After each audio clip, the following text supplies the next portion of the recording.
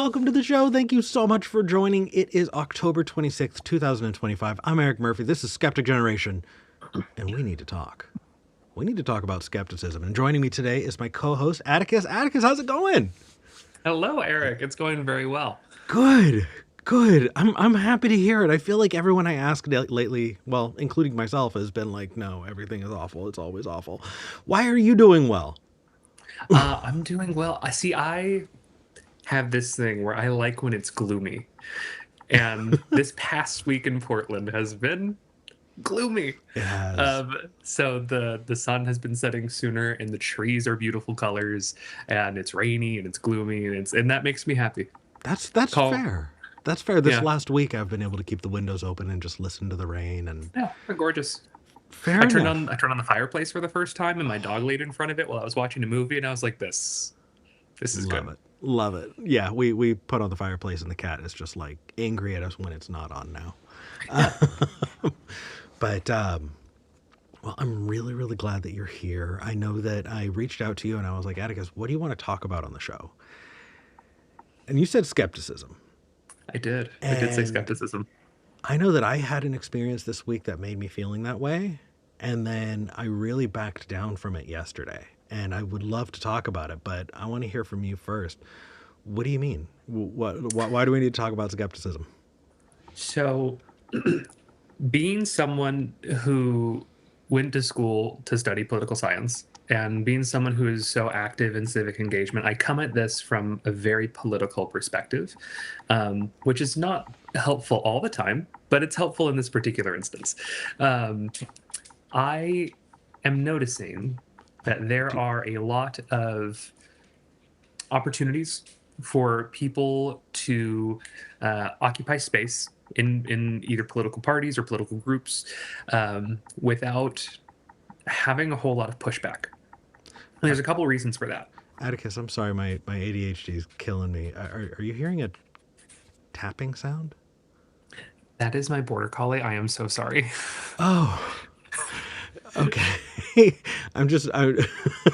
okay. I'm just making sure that like I didn't No, that's her. technically do anything. She's usually sleepy at this time, but she's a little restless because I'm down here. Okay. I apologize. I will do my best to focus. I'm trying to dial in. Okay. Go ahead. Let me put her. Yeah, you go for it. In the meantime, though, I will continue to talk on the show. Atticus, are you ready to back, or is there anything else? We're good. You good? We're good. I just needed to put her on the couch. She's very obedient. Okay, good. So talk to me. What's up?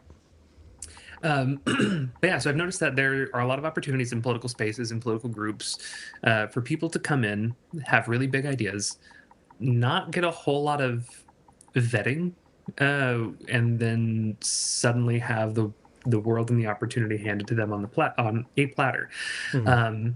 This happened in 2016 with the Republican Party, and for those who either weren't following it at the time, were too young to follow it at the time, but the 2016 primary was a primary of generational change. You were probably I can still hear it. Are you sure it's the? No, it's gone. Okay, go ahead. not on my end. It's gone now. Go ahead. I Okay. apologize. It was a primary of generational change. In 2012, the Republican Party had an autopsy of why they lost that election, and they said, "Oh, it's because we pushed immigrants too far away. We were too overzealous about protecting corporations, and we needed to shift to a more labor-centric type of message." And they had a big 100-page document. So 2016 was the race they were going to do it. Jeb Bush was raking in the dough. Okay. And then Donald Trump came in and destroyed everything. So the Democrats are in a similar spot. They got their asses handed to them in the 2024 election, Mhm. and so they're kind of out in the wilderness. They don't really know what they're doing. In Maine specifically, Suzanne Collins is one of the most vulnerable Republicans and the biggest pickup opportunity for the Democrats in the Senate. And so there's this upstart man's man, a former Marine, who has announced his candidacy. He's a harbor master. He's a business owner. He's a veteran. He's on paper exactly who you would want to run for this seat. Mhm. And on top of that, he is saying great things progressive wise. He is about um, he's taken basically every tentpole progressive position, anti-corporate Democrat position that you could possibly take. And because of that, he hasn't gotten a lot of pushback because the Democratic base is desperate to be heard and have their views reflected in their leadership. So when it came out this week that he was sporting a tattoo on his chest of a Nazi infantry group, um, it was a lot of people were like, "Oh, well, that could happen to anybody. He's a veteran. Could happen to anybody." And first off, questionable about what veterans you hang out with. Secondly, no, he's a military historian. He knows this stuff, and the Yeah. fact that it remained on his chest for the better part of 2 decades is a problem. And then he covered it up with a Nordic symbol, which for those not aware, that's sometimes, not always, a dog whistle for very similar political views. Yeah. Um, Yeah. Again, sometimes, not always. No. I've had plenty of people who've called into the show who are pagan to some degree, Right. and you use Nordic symbols and that imagery, and they've talked about how the alt right pipeline from that community is really really strong and something that's actively being fought against. So that makes sense that that would feel like a dog whistle. I So, and the issue that I Maine Democrats are facing now is they have a 77-year-old former governor, handpicked by Chuck Schumer, who, as we all know, is the most charismatic man in the party. Um, and this upstart progressive who's saying a lot of really great things, but I have some questions about it. And so now Democrats are kind of in like a well fuck situation, because we didn't have enough skepticism in the first place. Yeah. So we got to break this down in a couple different places. Okay. I do want to highlight a comment because I can now highlight comments, which makes me really excited. We had a comment. Let me actually make it a little bit larger here. From Jay. Says, so what kind of skepticism is allowed? Because I could name several things you guys might be like, no, you can't be skeptical of that. Great question. That's a great question, and that's probably a good reason to put up the phone number. So before I continue, let me put up the phone number so people can call in. We have call screeners ready to talk to you. This is a call-in show, you guys. We want to hear from you. The phone number is 412-SKEPGEN. That's 412-753-7436. Or you can go to tiny.cc/SKEPGEN. That's tiny.cc/SKEPGEN. Like I said, I have multiple call screeners who are ready to hear from you, and we want to hear from you too. So when you say we need skepticism, do you think skepticism how would skepticism have helped in vetting this person, or how would it have helped in 2016? Why are we talking Democrats? Why do we need it? What is like, I need kind of more basic information to help So hold we'll up go what you said. chronologically. Yeah. 2016, I find to be a fascinating election. I have 4 or 5 different books on it that I go back to repeatedly to try to understand exactly what happened. But the long and short of it is, you had a group in this country who, like it or not, was ignored largely by the Democratic establishment, corporate Democrats who just kind of ignored rural America, farming America, Yeah. middle America. And they were focused on the coasts, and they were focused on the social influence that they had. So you ran into stuff where corporations were consolidating, allowing them the power to kind of like put the thumb on the scale of the worker, against the worker. Yep. The wages started to not keep pace with inflation, so they were making less money over time while profits increased. And so the corporatization of the Democratic Party really kind of put middle America into a corner. Yeah, And you had this absolutely. guy It used who to be. had what was that? I just want to I want to substantiate what you just said. There was a time when Democrats were kind of viewed as the poor people's Mhm. party. That the political affiliations were that the wealthy tended to be Republican and the less wealthy tended to be Democrat. But through what you're saying, right? Through corporations and big money propping up the Democratic Party, now Republicans are eating out of the hands of the corporations, and the Democrats are too. So you're right, Middle America's fucked. Yeah. And you had a man come onto the scene who said, I have all the answers. I alone can fix it. Mm-hmm. Here's the problem. And he blamed minorities. Yep. He blamed the press. He told the people, you cannot believe your own lying eyes. And essentially, he got a lot of angry people to believe him and trust him for just that once, because he wasn't part of the system. And these were really desperate people who wanted change. And I don't necessarily blame them for it. I think there's a lot of blame to go around for that specific election. But some skepticism there would have been necessary. You could take a look at his history with building his casinos. He stiffed a lot of contractors, a lot of hardworking men and women, mom and pop shops, and his hotels that they just had to go out of business. He stiffed cancer patients with his charity work. He's no longer allowed to run a charity in the state of New York because of how mismanaged that charity was. And I say charity in quotes because it wasn't one. He ran a university that is also had to be shut down because it was fraudulent and was not offering, like, he's a con man. Historically, found in court documents to be a con man. But these people were desperate and they didn't have time for skepticism. They felt that they were running out of time to make it. Well, so they didn't have time for skepticism. What would skepticism have given them? I think it would have given them the tools to ask the right questions. Okay. I feel like they saw a showman and they didn't have they were caught up in the showmanship of it because he came out of left field. He came out swinging at undocumented immigrants, calling them rapists, and immediately the media was like, "Ooh, this is insane. Let me capitalize on this." He already had some some name recognition. On top of that, he spent Obama's entire presidency saying that Obama wasn't even a citizen. All the and he toyed with an independent run in '99 as well. Right. So I feel like right now the way we're talking about skepticism, it's being talked about like some magical cure-all, right? Like, what is the snake oil that will have fixed everything? Like, we're talking about skepticism as though it is a solution. Yeah. What to you is skepticism? Repeat that one more time. What to you is skepticism?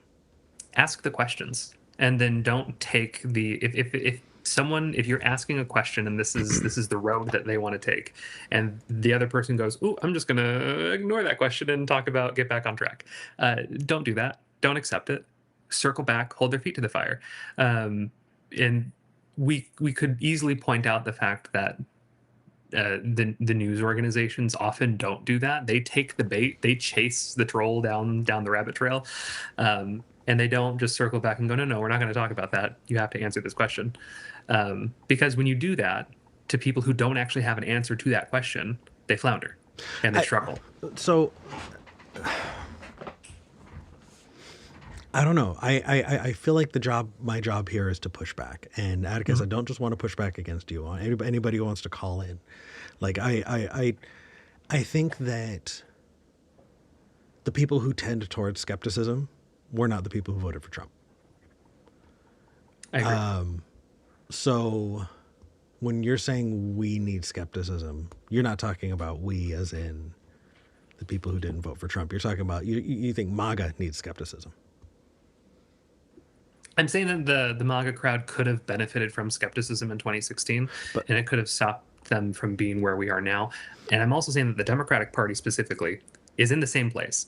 We are about to make a couple very big mistakes if we are not careful. And the first example of that is the main Senate candidate, Graham Plattner. I'm not saying that people can improve, but I am saying that having a Nazi tattoo on your chest for the better part of like 2 decades is probably disqualifying for the highest legislative chamber in the country. I mean, before 2020, like, I don't know, before this administration, I think you're right. I think there are plenty of people with Nazi tattoos who are in public office right now, though. So That doesn't mean we should vote for him. That's whataboutism. I'm doing whataboutism. That's bullshit.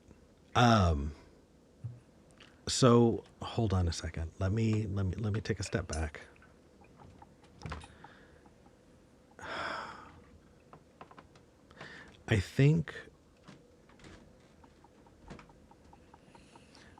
I think when okay, let me start with this, right? Let me roll back to 2016 here, talking about MAGA.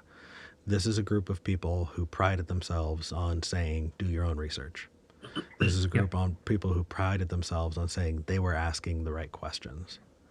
To say that they weren't doing that, I think would not be correct. We just disagree on what the right questions are. Like, were they doing skepticism wrong? I don't think they were being skeptical. I think there were a couple different factors that go into that. So you have the bifurcation of the news media and the fact that Fox News was the original echo chamber. So you had people who were playing for their team, Hmm. vetting the team. So that's the first issue. You cannot support. You can't take a side when you need to be a neutral like arbiter of balls and strikes, and that's Yeah. the purpose of the news media. So that was their first mistake. And when they do their own research, they are talking about, oh, I checked with the Washington Times, or oh, Turning Points USA told me this, or Fox News said this on that. And what they tend to negate is a lot of that is not news; it's opinion. And so there was a lot of mistakes being made between recognizing opinion media, editorial media, and actual news reporting. Because Fox News, as an entity, the news organization, is actually quite a good news organization. They're very factual and they have really, really good reporters. But Fox Opinion is where a lot of the issues come from. So So, I was just doing some fact checking in the meantime while you're talking. I mhm. apologize. Um, so they were practicing skepticism, just not consistently. Like I'm starting to get a little muddy here. They were skeptical of the Democrats because they had been burned by the Democrats before, but they hadn't actually put a whole lot of stock in the Republican Party, so they didn't. I don't feel like they knew that they needed to be skeptical of them, and they didn't know enough about the truth of how Donald Trump came to be the brand Donald Trump in order to express enough skepticism. So that's why I tend to advocate practicing skepticism at a baseline. Always ask why. Always ask for receipts. Always ask for that Carfax. So I think that skepticism is a valuable tool to give you pause. I don't think skepticism is ever going to get you to the truth, Mhm. because it only ever gets you to I don't know. Mhm. And so it sounds like we're talking about the weaponization of skepticism, selective skepticism, choosing to be skeptical of the people you disagree with and not being very critical about the people you agree with.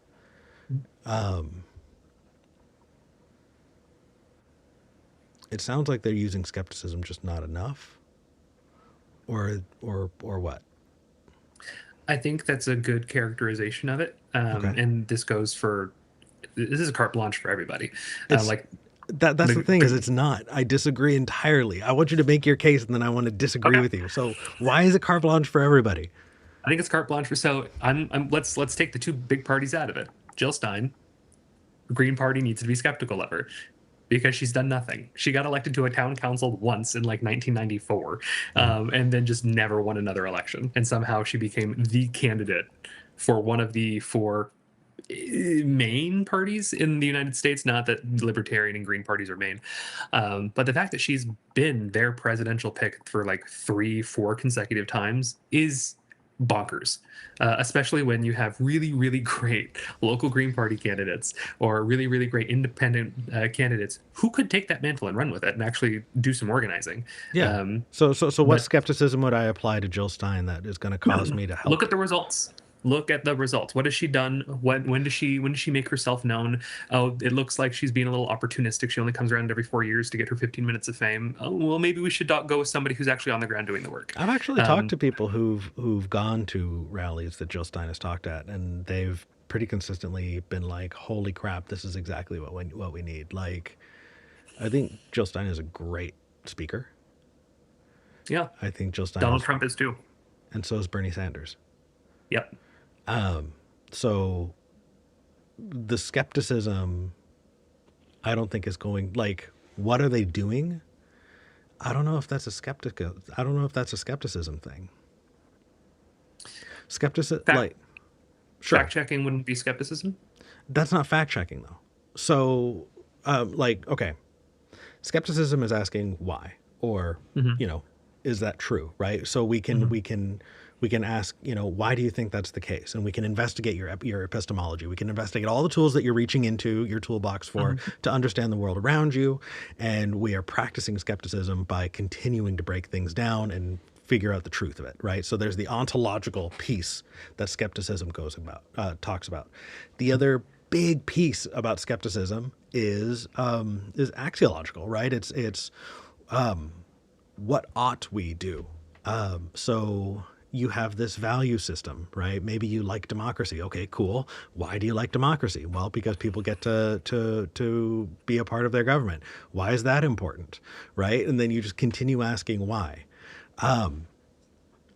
I feel like you are implying several things and then tying that into skepticism. You're implying that somebody being active when they're not running for political office is important for them to like be more solidified in your mind as someone who deserves to be voted for. That's not Yeah, skepticism. That is it's application of your political like leanings, right? That's fair.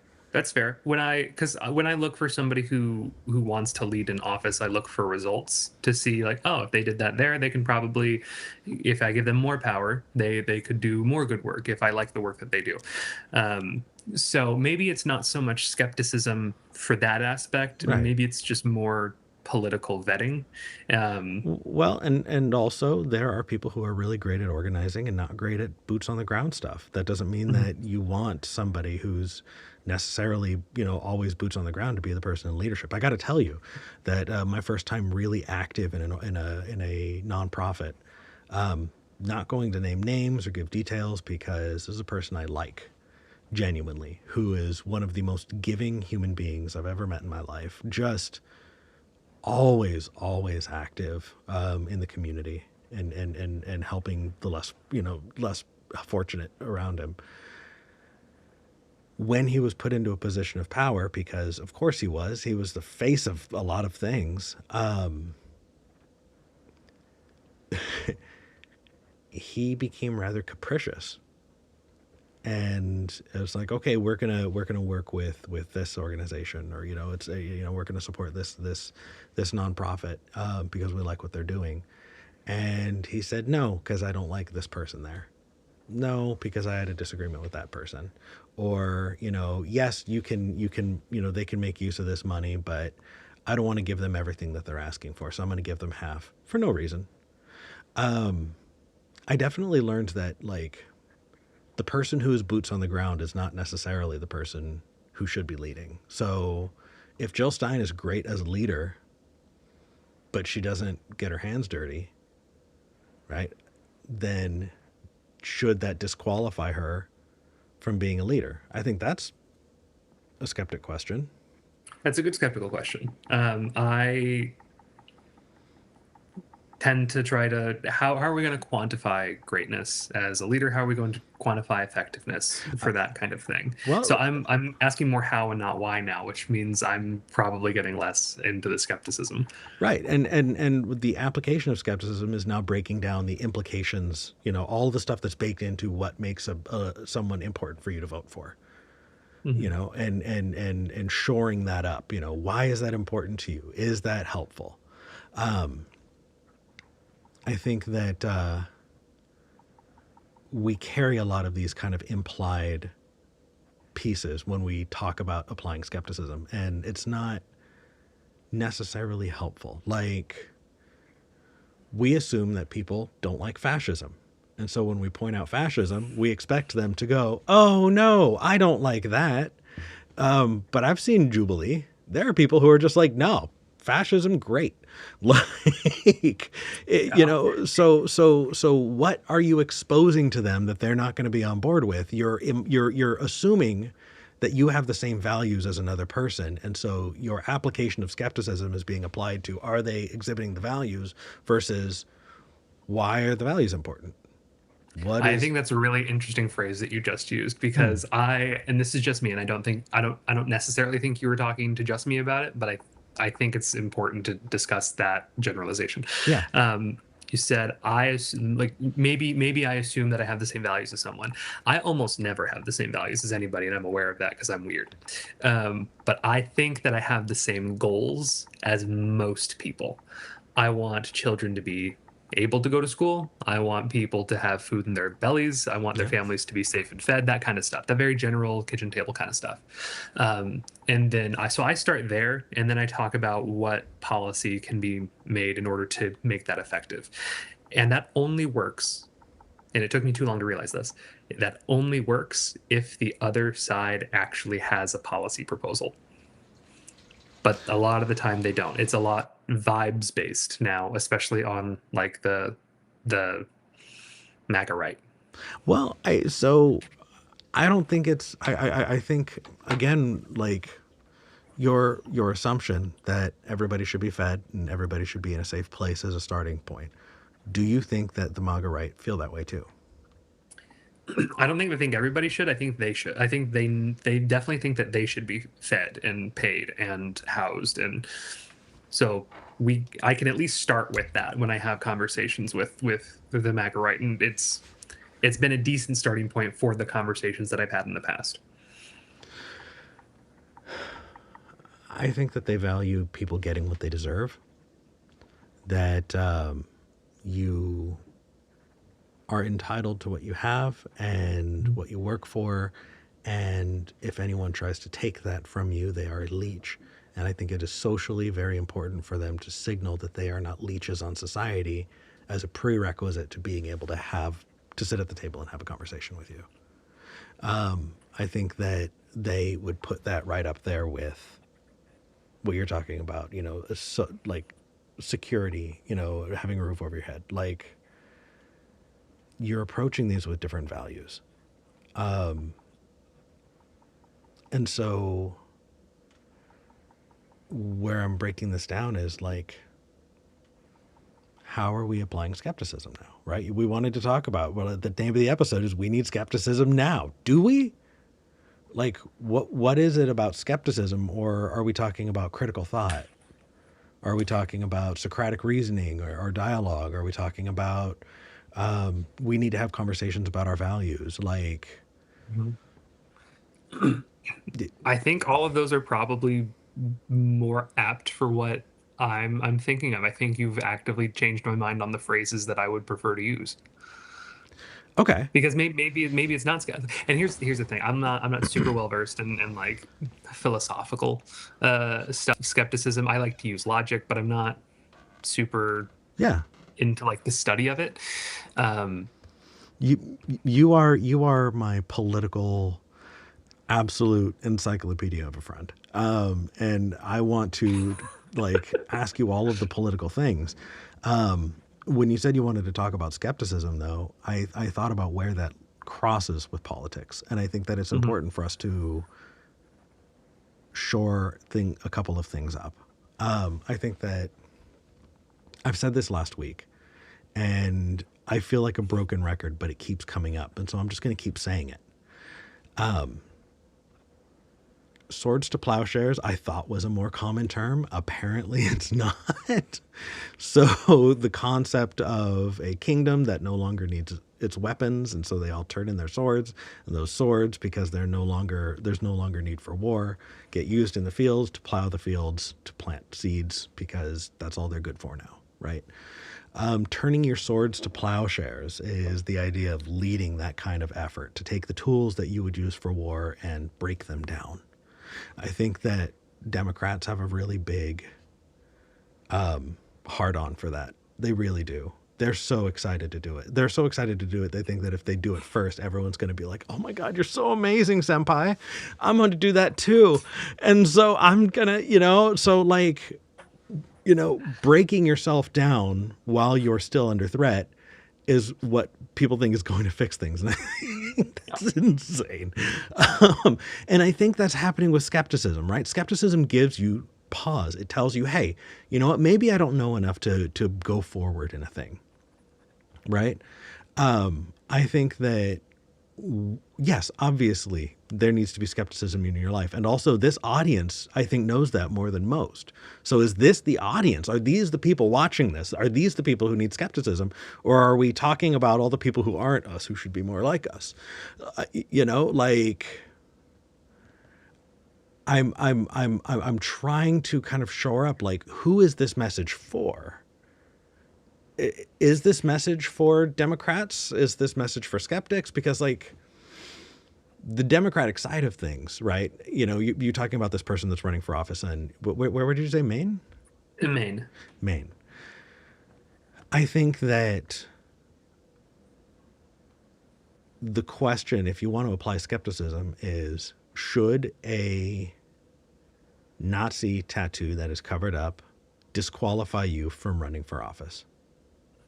He specifically only covered it up this week or last week after it came out.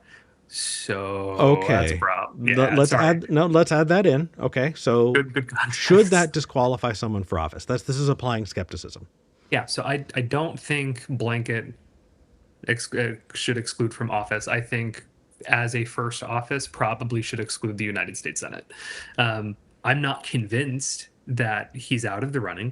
I think he's going to need Well, to do a lot of political maneuvering in order to kind of gain that trust of the electorate back. But I think he'd be better off running for I a mayor. so but I want to, like, really dial in here. So, like, should having this tattoo disqualify someone from running for any political office? You're saying if someone has a Nazi tattoo, they should still be able to run for political office. We can just quibble about what office. I want results. I want to know that you're not someone who will attain power and then about face. I have a lot of hesitancy for anybody who was okay with having that on their body for multiple decades. Okay, so when I said should that disqualify, you said you want results. So does that mean that it should not Not disqualify you? necessarily. To directly answer your question, not necessarily, Okay, but I think it should that's exclude you from a lot of offices first. okay. So then you implied that people who have Nazi tattoos are duplicitous, that they are going to about face because of their Nazi tattoos. You have to have some really strong opinions to get some symbols permanently etched on your body. Mm-hmm. And I worry about how the conditioning and how the social reinforcements of those ideas over time Sure. could manifest later. Yeah, and and So, and and and like,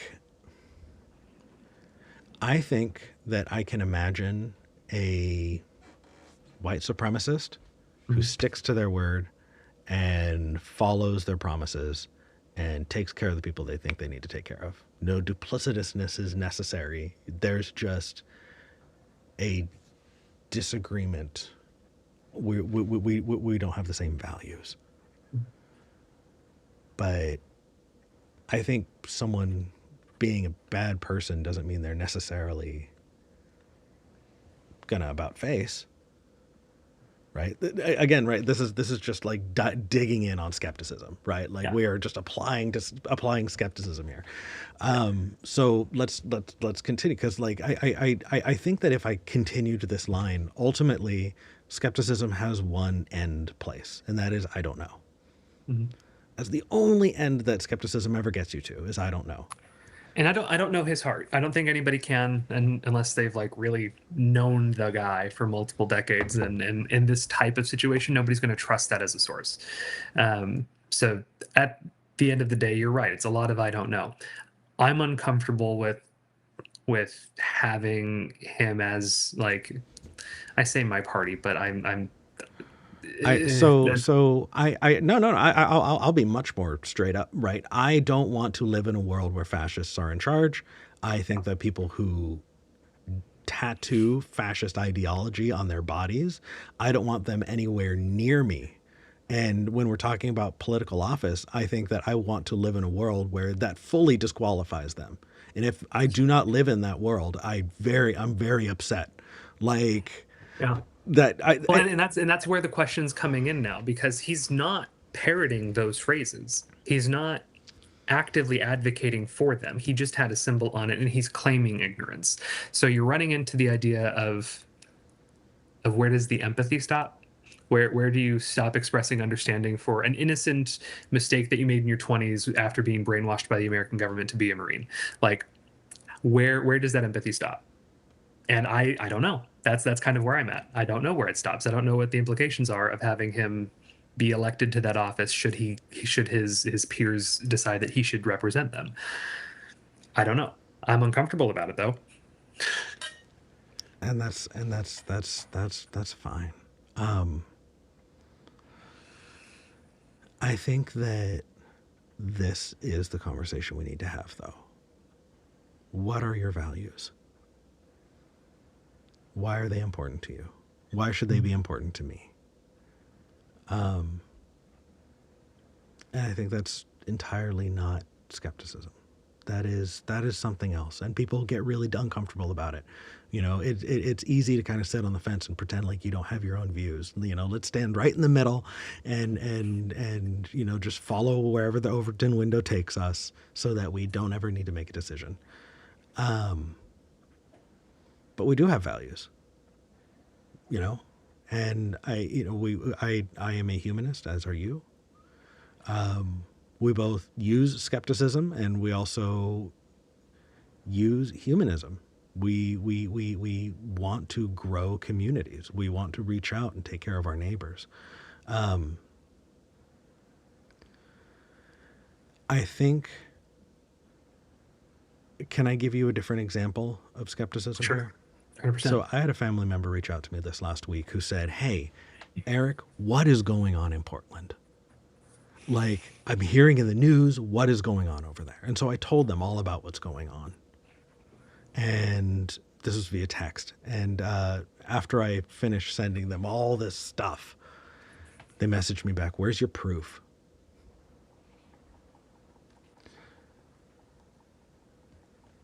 They they messaged me to argue with me about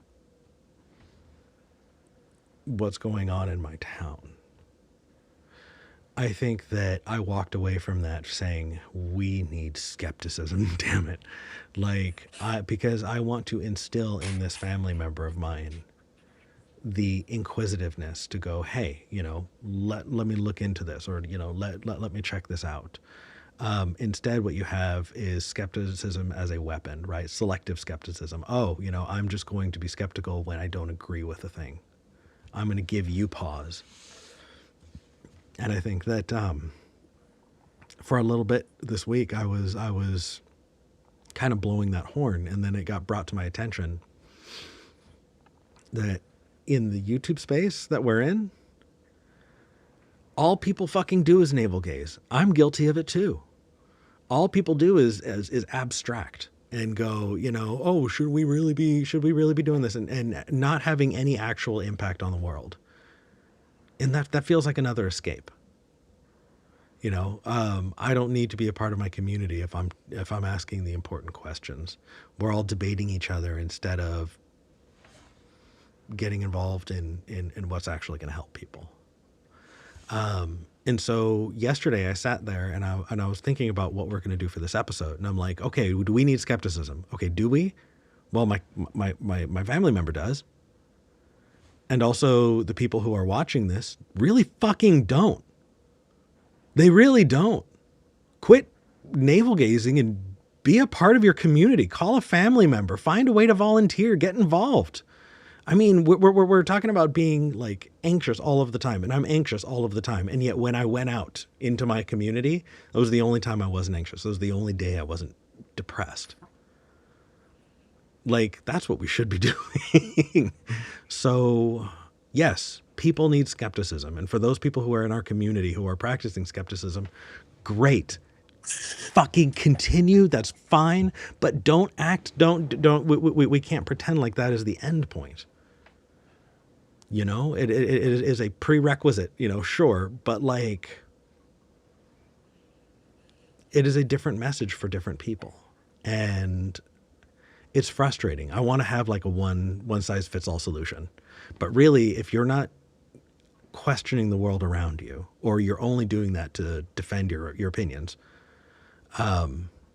that's bullshit. You need to practice skepticism. I think people in our community need to practice skepticism just like that.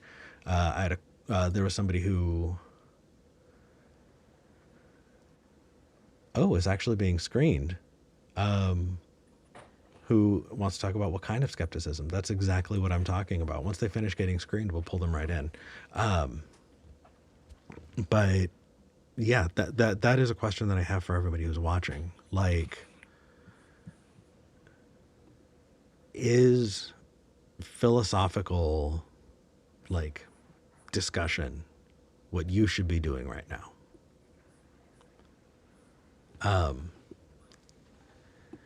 I think I can do the philosophical discussion answer. The philosophical discussion answer is, Kant saying that that there's this imperative that everyone has, right? This categorical imperative that if you think a thing is right, then you should want everyone to do it. So that's the lens to look at everything, right? Should you steal? Well, do you want to live in a world where everyone steals? No. Okay, then Right. you shouldn't steal. That's not the case right now. There are people who need to skepticism, absolutely. And there are people who are way up their own asses who need to stop and actually do something with their lives.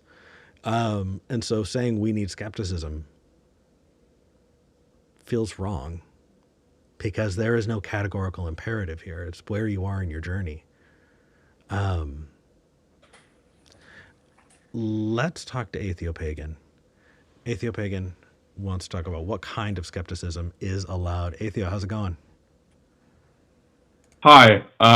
So Ooh. I was wondering about for instance, I'm pretty skeptical of critical race theory and also the modern gender theory. So I'm just wondering because it seems like a lot of the time in these kinds of spaces, like a lot of people will shut those things down as for instance, in chat, they kept on accusing me of being racist and being a transphobe, immediately. So that's a fair example.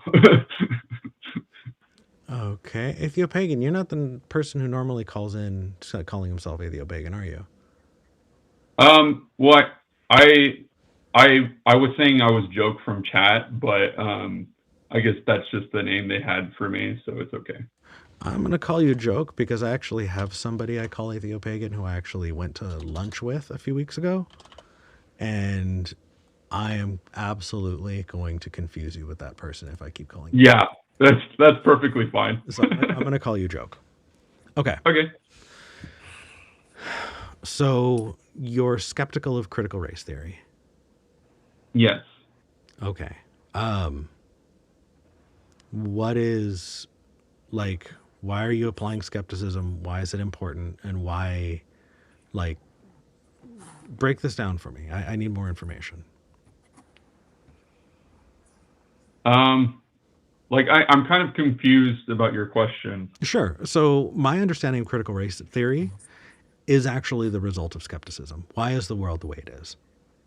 And that's put together with, all of the different things that kind of explain how we got here. Critical race theory is born out of the fact that we live in a world with a history of colonization, right? Like the European colonization of Africa split Africa into every country that's there, and that's why they speak different languages. South America is the way it is because the CIA went into numerous countries to upset governments there. Same with the Middle East, right? all of these are groups of people who are targeted most often, you know, along racial lines. So when we're looking at critical race theory, like, wouldn't you Eric, want can to we know get a it's working informing these? definition from Joke Yeah, about joke. What is what critical his race theory? definition of critical race theory is? From my understanding, it's like essentially the relationship between race and politics. So like it directly affecting, but also race and culture. Um, so it kind of like directly affecting people's like impact and view of interacting with those kinds of people groups. Okay, so I'm gonna give just a quick summarization of what critical race theory is, and we can figure out how far away we are, because I didn't get a whole lot of, I don't have a better understanding of how you view it based off of what you said. So we'll start with critical race theory as an academic and legal framework that examines how race and racism have shaped US laws and social structures. The core idea is that racism is not merely the result of individual bias, but is embedded within American institutions and legal systems. Is that a definition that you accept, that's how you understand critical race theory? Yeah, we can work on that. Okay. Okay. What part of that do you disagree with? I'm very curious. I just don't think like when people say this kind of thing, like I don't like I don't conflate culture and race. So like I can imagine that like there might be certain traits that are undesirable of a certain culture that might be problematic, and I can imagine that is like that might be cause for policies against that kind of behavior, if that makes any sense. But I don't think it's necessarily I'm still racial. having trouble following what Yeah. with the functional definition that I gave. What about it do you disagree with? Like, do you think that the people in charge of the institutions that we have created are not able to create racially weighted policy within those institutions? Yeah, I don't really think it happens at a massive scale, no. Okay, so if I were to, let's say, if I were in charge of zoning, let's make me the zoning master of Pretendville. I love Pretendville. I'm gonna zone the hell out of it. But I only want people above $100,000 a year to live in most of this area. Anybody making below $60,000 a year, you have to live in this specific area, regardless of how many kids you have, and you don't get the option to choose. You have to do it that way. Could you see how that could be racially problematic? No, I don't see Okay, how it so has to do with racial lines at historically, all. if we look at the data would show that historically, minorities, in the case of the United States, minorities being non-white people, make less. And there are a lot of different academic reasoning as to why that might be, but we're just gonna, the data shows it that non-white people tend to make less. Is that something you can agree with? Yeah. Okay. Cool. I mean, So I if non-white people tend to make less, do you think non-white people are more likely to live in the part of Pretensville where they are restricted to only living there? that doesn't mean it's racially motivated. I didn't So say it was motivated. I did not say it was motivated. And you don't need racial motivation. But would that not mean that that section of town would have a higher propensity to be non-white? I mean, yeah, just by a result of those That's critical race restrictions, theory. that might just happen more often. The effect of it is way more important than the intention. The intention matters, but the effect is way more important. so I think this is I think skepticism is when you ask why. I think what you're saying is you disagree with the premise of critical race theory. Yes. Okay. So I think I'm going to stop trying to fit this into the skepticism mold, and I'm going to meet you where you're at and talk with you about you disagreeing with the premise. Do you know what redlining was? I'm not familiar with that term. Okay. I'll be right back. Give me 10 seconds. Yeah. So, redlining was a practice that was on the books for decades in the United States, that had to do with where people were allowed to sell houses and who they could sell them to. Atticus ran to grab a book called The Color of Law. Is that about redlining? Hell yeah, The Forgotten History of How Our Government Segregated America. It is a great Right. book. Yeah. So it was absolutely racially motivated on the books that you could not sell a house to or give a loan to black folks in the United States, many banks for a very, very long time. That is just a fact. Like, if you're going to disagree with that, you could disagree with the sky being blue on that one. Like, redlining is a historical fact. That is a thing that happened. I advise you should look it up. Read the book. I think that the history of something like that would be in critical race theory. You know that for a really long time in the United States, there were not highways. Like, highways were a huge infrastructure thing that we did. The second, the New Deal in the 1940s, 50s. The New Deal was in the 1930s, but the 30s. Interstate Highway Compact was the result of the Eisenhower administration in 1954 or Atticus, 52. I love you. Thank you. So for a really long time, we did not have, highways in the United States. Jokey, still there? Yeah, I am. Okay, cool. So when it came to like where we're going to plan the highway to go, did you know that really consistently it was planned to just build your highway through black neighborhoods? They were found, picked out, and the highway took its shape to destroy black neighborhoods. Do you know what eminent domain is? Yeah. Okay, those people got eminent domained. They were told by the city, hey, we need to build a highway here, so you're tough luck. Because it was the cheapest. Because those houses were worth less. Yeah. Why? Because the banks were not giving loans to them because they were black, and they were not letting them live elsewhere because they were only allowed to live in specific places. Yeah.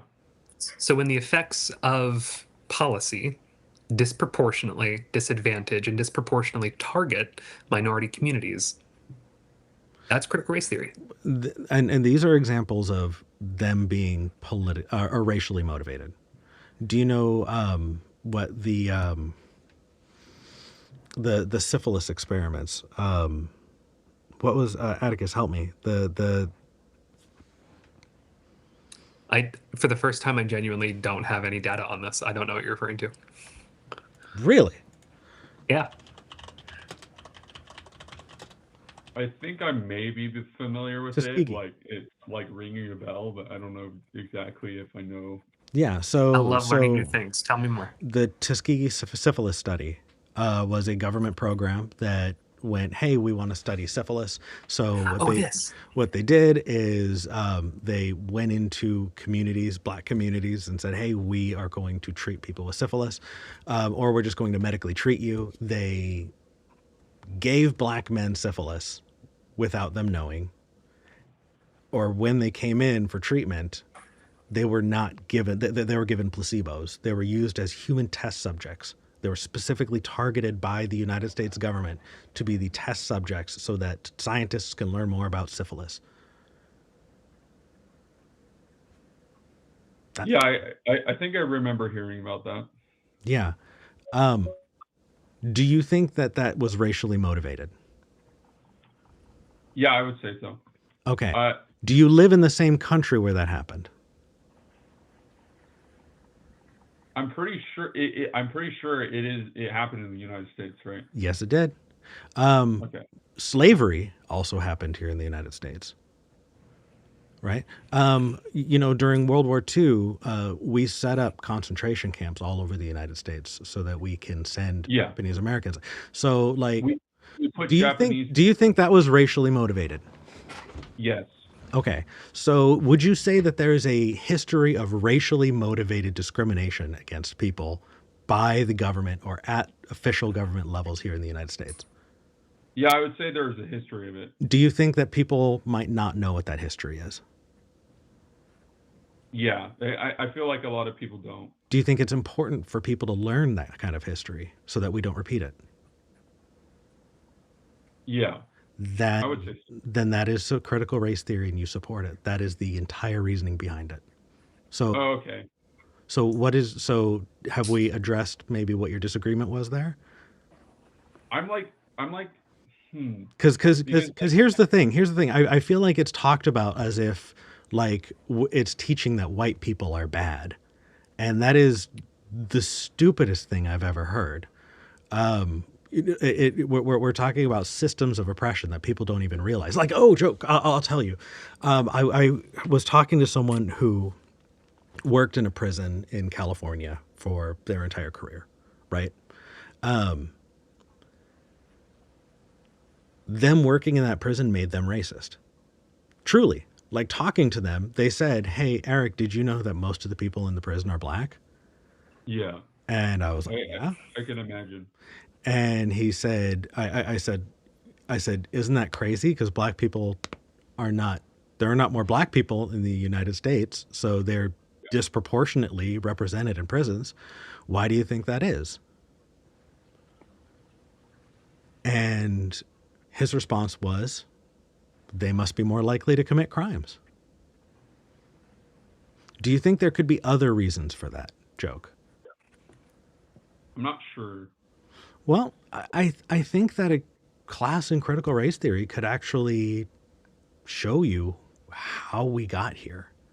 I think that systems, right? Like I think that systems can make people do racist things.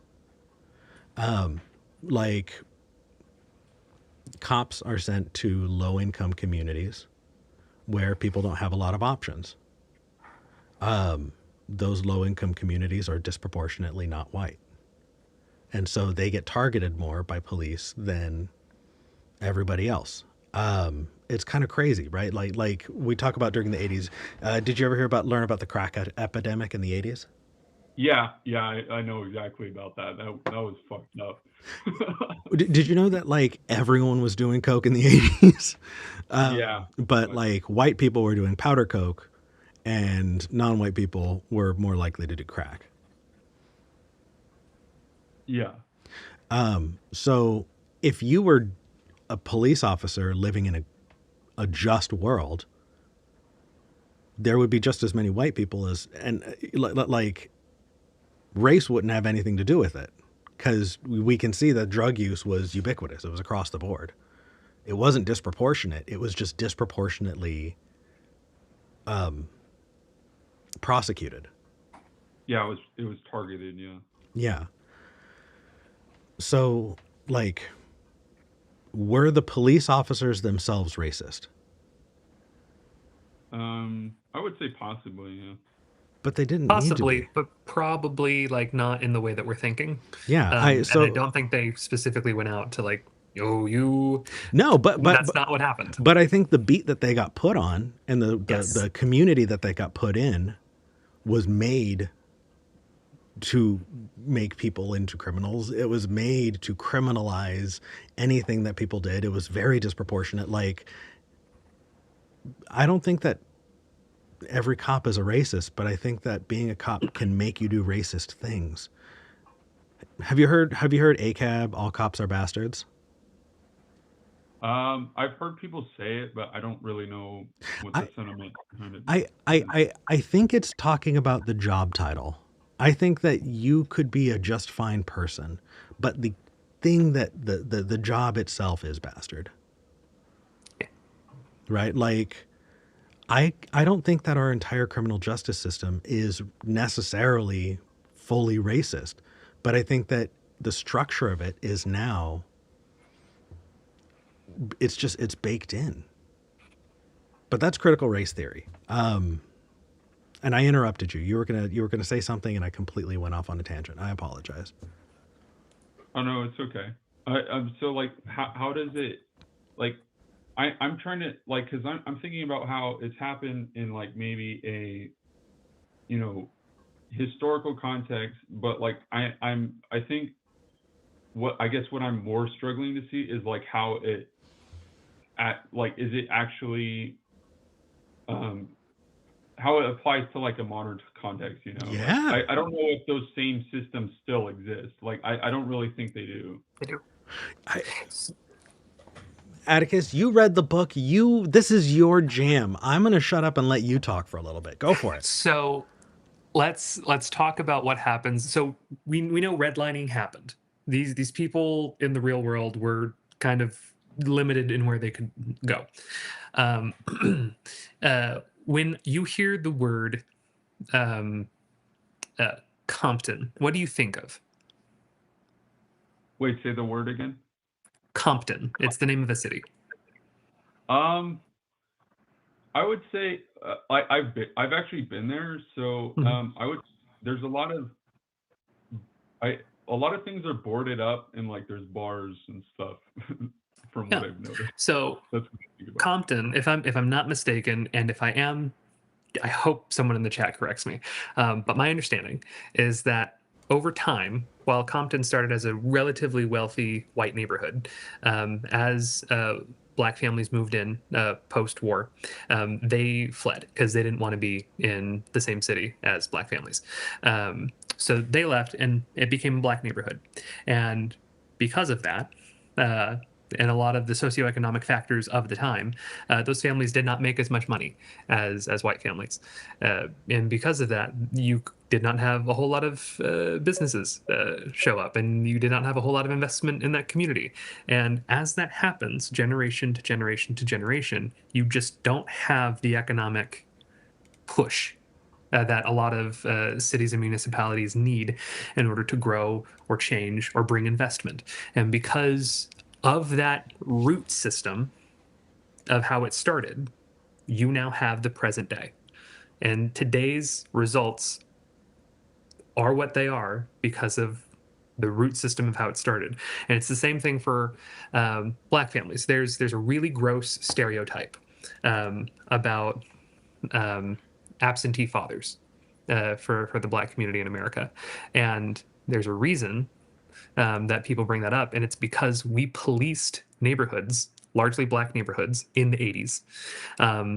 And because we over policed them, we found more people breaking the law, because you'll find people breaking the law wherever you police them. But because we over policed black neighborhoods, that resulted in a higher incarceration rate for black men in America, which resulted in a generation or two of black young men not having fathers. And I'm not saying that you need a father in a family to have a proper upbringing, but that's a broken home. That's one you didn't consent to.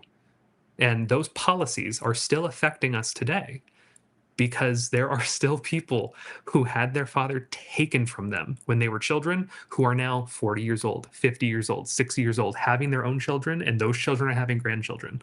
Those dominoes keep falling. They don't just run out of dominoes. That's not how our world works. Our world will always have more dominoes to fall. So we have to be very careful about which ones we pull, because they will keep falling. And that's, you can trace all of these side effects back and back and back, and eventually you'll find the racist institutions that started the push of that domino. So that's, yes, your modern day is the exact result, direct result of the institutions making those choices. Yeah, I guess I can kind of see that. So, a practical example I'm thinking of is the defund the police movement. Have you heard, did you hear that back during George Floyd? People saying defund the police. Yeah. So what? Yeah. Yeah. What they were saying was that, in like, police departments only get more money. They don't have their budgets cut. They get more and more apportioned to them. And if we're talking about what police do, they're not just there when you get in a car accident to take a report. They're called in if there's a domestic disturbance, someone's beating their wife, right? They show up, for theft and this and that. They're also supposed to be social workers. So like if somebody is strung out and in crisis, a police officer is sent. If someone is homeless and in need, police officers are sent. Like, police officers have a lot of different things that is expected of them. And And it's unfair to them, honestly. it's unfair to them, and it also, they're not, that's not the person you send, right? If someone is in an emotional crisis, right, or is drugged out and is having problems right now, you don't send someone with a gun. You send a fucking social worker, you know. But when you send people with Yeah. guns, when you send people with guns, they tend to use those guns. Yeah. So defund the police wasn't about getting rid of the police entirely. It was about separating out what those jobs should be and saying, hey, instead of spending another 200 million on the police department, we should take that 200 million and hire that many social workers. It would actually get rid of a lot of the work those police are doing, because that is now being done by people who are more qualified to do those jobs.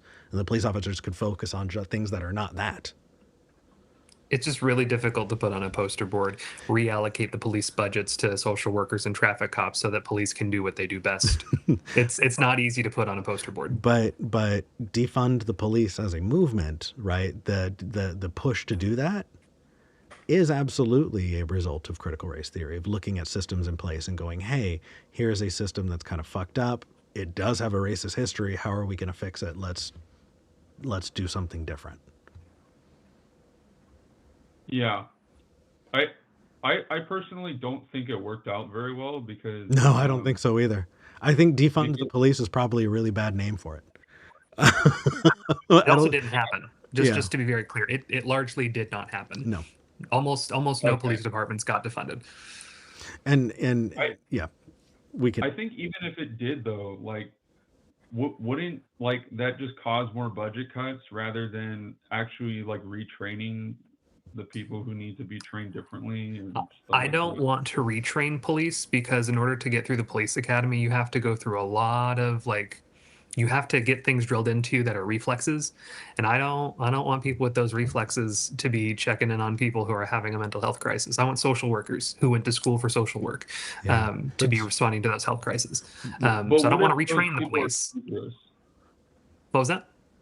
What if those people who are having the mental health crisis are dangerous? I mean, what is this social worker supposed to do if somebody's going to be violent or has a knife or something? So The vast majority of mentally ill people are not dangerous. They just need help. But if they are dangerous, we can ask police departments from around the world. Yeah, I've had a lot of police departments in different countries, in developed like in the G7, the top 7 economic producing countries. A lot of them don't have armed police, so we can go to those places and learn from them, because they do it all the time. People swing knives, people throw rocks and bats, and we don't have to shoot them, because we know how to bring. They're not meaning to be dangerous. They're just having a crisis. And ultimately, Joker, what's the difference between a mentally ill person swinging a knife and a non-mentally ill person swinging a knife? If someone is swinging a knife, then yeah, call the cops. But like, that's what you do when someone is swinging a knife. If someone is in crisis, though, like, yeah, I agree with Atticus. Let's not train police officers to be social workers. Let's just get social workers. Yeah, I guess what what I'm conflicted with is that there's been a lot of instances where it's like if you have like somebody who's gonna be in crisis and then they become violent, like, and you only have social workers there, like, what are you supposed to do? Like, well, social workers can call for backup. Like, Yeah. they can say, hey, this is dangerous, I need some protection, and then police can get involved if they feel unsafe. They do have the training to recognize those signs, and they also have de-escalation training, which is not a reflex that is necessarily bred into cops right now. Yeah. So having someone who has that de-escalation reflex is probably going to do better. You know, A great example that we can bring up right now, actually, Eric, is Portland street response. So in Portland, starting with the pandemic, we had a very big uptick in the homeless population. And that's for a lot of different reasons. Some of them are economic, some of them are because red states were shipping their homeless population to Portland and just leaving them on the streets. There's a couple different agitating factors to that.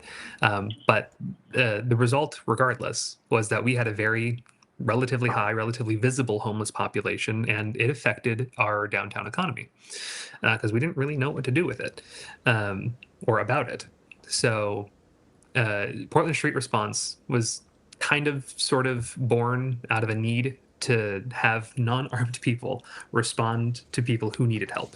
And the result of that has been that cops are not responding to homeless people who need help. We have gotten people off the streets. We have gotten people in hospitals if they need it. We have gotten people into shelters if they need it. They have gotten fed. They have gotten medicated. And our homeless population right now, visibly, is very much down. Our newly elected mayor is opening up multiple shelters. We are doing our best to try to get these people in a safe environment where they can heal, where they can start getting themselves back on their feet. And it's working largely because we took the initiative to not have armed people respond to disturbances or mentally ill people or people who just need a little extra help. Joke, I want to give you the chance to respond before I move on.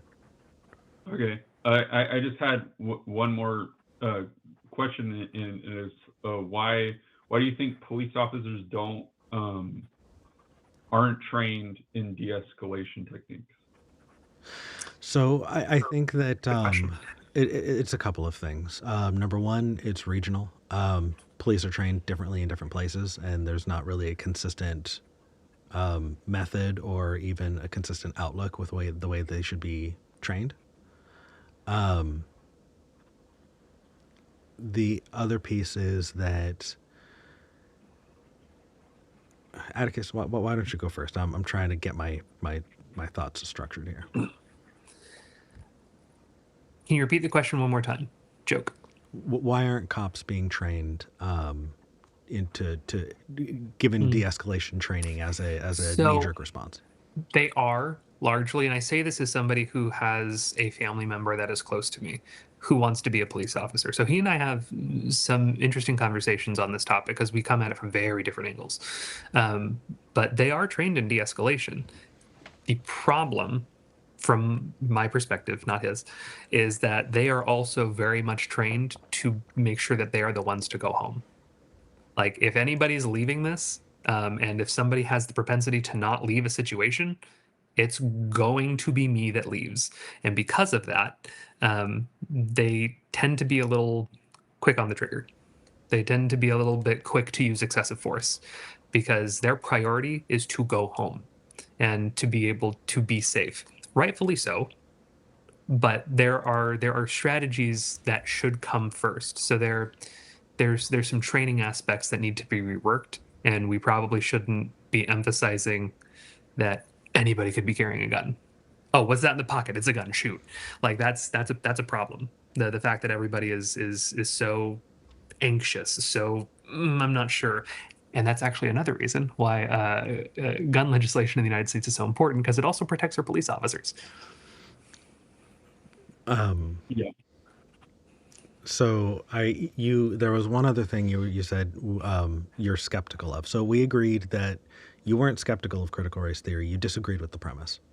What was the other thing you were skeptical of? And then I want to see if you're actually skeptical of it, or if it's another thing you might just disagree with the premise on. I would say modern gender theory, that there are like I like they're the whole gender spectrum thing. Sure. So do you how much conversation have you had about it? I've had a little bit about it. I think I know, like I've dived into some YouTube videos and stuff, Okay. so I know some. So do you know what I'm the difference curious, between sex and gender is? I don't think there really is a difference. Like I don't think like I don't So- like the word gender to me doesn't really have much of a use, I guess. Man, then let's give you a definition that's useful.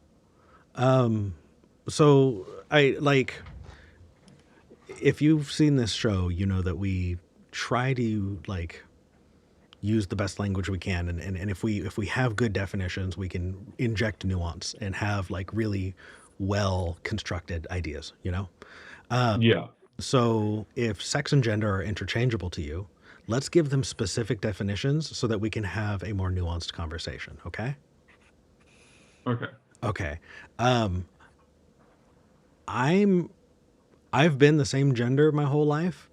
I could have this conversation. I have someone who's not been the same gender their whole life who would probably love to talk about it. Atticus, do you want to take it from here? I would. Cool. So, joke. My name's Atticus. I also sometimes go by Addie, and my pronouns are she, they. I'm not a dude. Very, not relatively recently, but I transitioned in the early 2020s, and now I'm what I am now. So, uh, the gender spectrum. If I were to tell you, if I were to hold a shoe in my hand and that shoe had like the ball of the foot where your toes are, and the heel was elevated like 4 inches with like a spike on the side, would you wear that shoe? That doesn't sound comfortable. It doesn't sound comfortable. What type of people do you typically see wearing that shoe? I would say women wear it for whatever reason. I don't Yeah, know. I yeah, don't know they why wear they it for whatever they reason. want to It's for it's because it themselves. makes our calves look really good.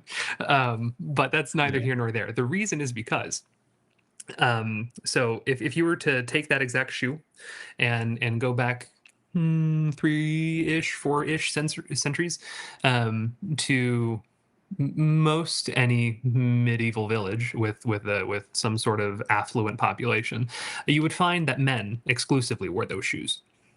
And that was a manly thing to do. You would only exclusively wear those shoes because you were trying to show off your height. You're trying to be tall in stature, and you're trying to show how muscly your legs would be. And it's peacocking for men in that time Yeah. and context. Over time, it did change so that women wore those high heels for different reasons, but not necessarily dissimilar reasons. And so now when we think of a woman going to a formal event, oftentimes what populates in our mind is, oh, they might be wearing a dress and some high heels. That's gender presentation. That is not sex. Sex is your biological characteristics, and gender is how you perform what role you want to have in society. And I want to be very clear. There is a lot of debate about that definition in the trans community, and I know there are a lot of people who do not want me to use that definition. I am using it for the sake of simplicity.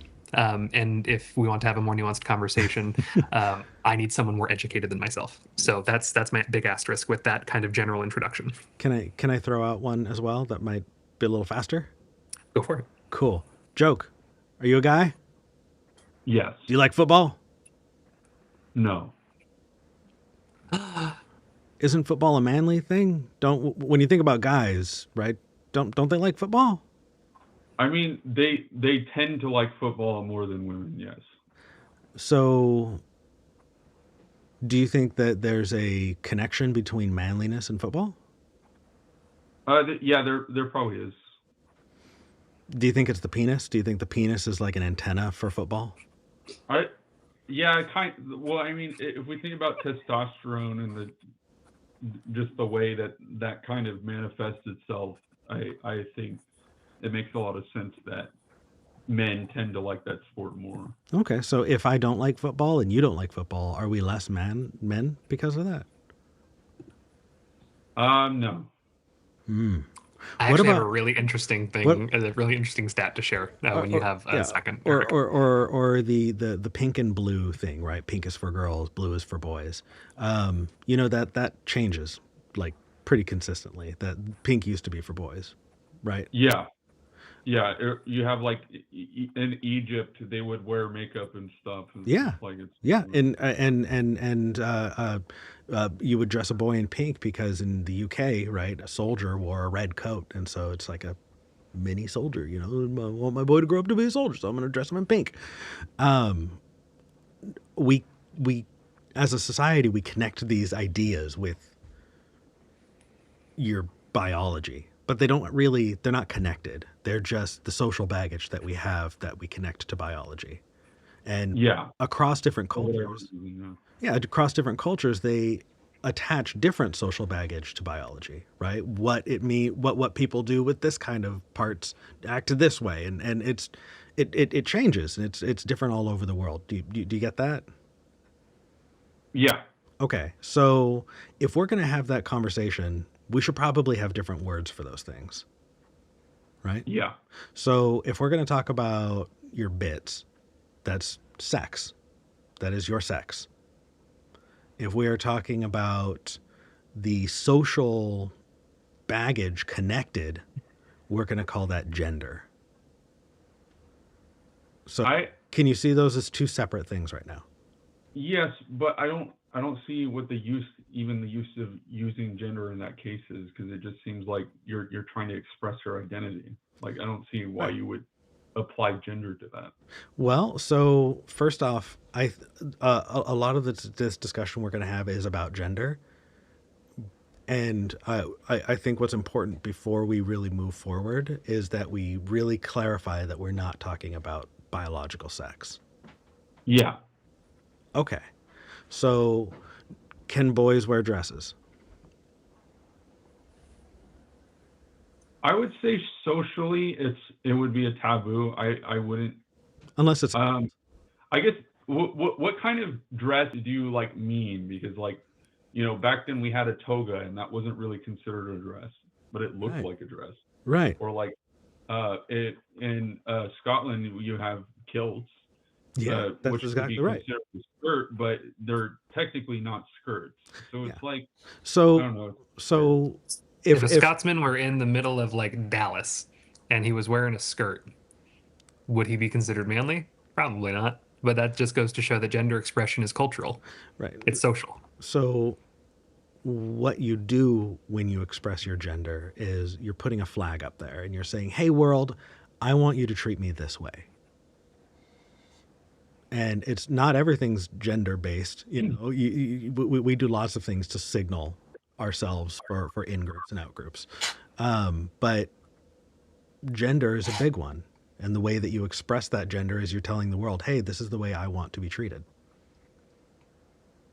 So if somebody wants to be treated a different way, what like what criticism is there, or like what problem do you have? Like how does skepticism apply? I'm trying to now take these definitions that we've created and say, okay, now where's the problem?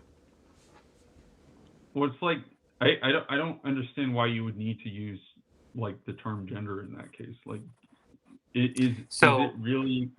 This goes into like some. I didn't mean to interrupt you, but Please, I can see where you're going with it. I'm waiting for you to jump in. Go for it. So your pronouns are he, him. It would not be correct for me to refer to you as a her. Would that be correct?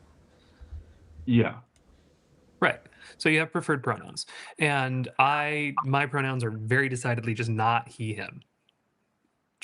I'm cool with basically anything as long as you don't call me a man, because I've never felt particularly manly. I've never really identified with the social aspects of being a man. I've never been super hip and groovy with uh, the discussion around like alpha males. Like that kind of shit weirds me out a whole lot, and I don't like the idea of just that structure in general.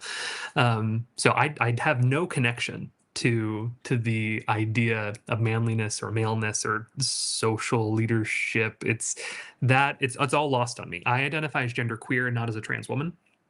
There are other people. One of my roommates is a trans woman, and ironically enough, I know somebody who is also a trans woman, and her testosterone 1,300, crazy high. Just for men in general, would be an insane amount of testosterone. But this person, regardless of the amount of testosterone in her body, is still a trans woman because that's who they are, how she feels. And everybody who sees her on the street immediately clocks her as, oh, it's a woman. That's just a gal. And nobody would know because that is what she is performing. Nobody would know. Oh, let me check your pantaloons. I gotta see what you're working with to see what gender you are. No, her gender is what she's telling people she is. So that's the difference between sex and gender, because it's what you're telling people. Hey, this is me. This is my identity. I do this. I do that. I look like this. I want to be treated as such. That is what it is. Like, Yeah, I can see that. I think one of the like things that I feel like a lot of people get like caught up with, especially people who are like, you know, upfront bigoted, right? They Yeah. just like choose not to call you the things you want to be called on purpose, stuff like that. I think like where I think some confusion lies is that they disagree on the premise of that, like that, for instance, pronouns actually refer to gender, and they think exclusively that pronouns refer to sex. Does that make sense? No, it makes perfect sense. And even in the trans community, pronouns don't equate to gender, which is can be so confusing sometimes. And as a trans person, boggles my mind because I have a lot of trouble with it sometimes as well. But that doesn't negate the fact that I care about this person, and or I think that this specific person, or I think people in general deserve like a baseline human amount of respect and decency. I don't think it's earned. I think disrespect is earned, but I think respect is a given. It has to be a given if we're going to have any sort of semblance of a civil society. So if I want to show that I care about this person and I wish them well, I do the effort to partake in their pronouns because it's important to me that they know that I care and respect them. I wish them no harm. I feel like I got far afield. Did I go far afield? Yeah, not too bad. I can wrap it back in though. Cool. So, joke. What have you gotten from that so far? Then I can fill in any gaps. I I keep I keep hearing it about being a respect thing or like things like that, and I sort of understand that, but like I still am struggling to see like why Yeah.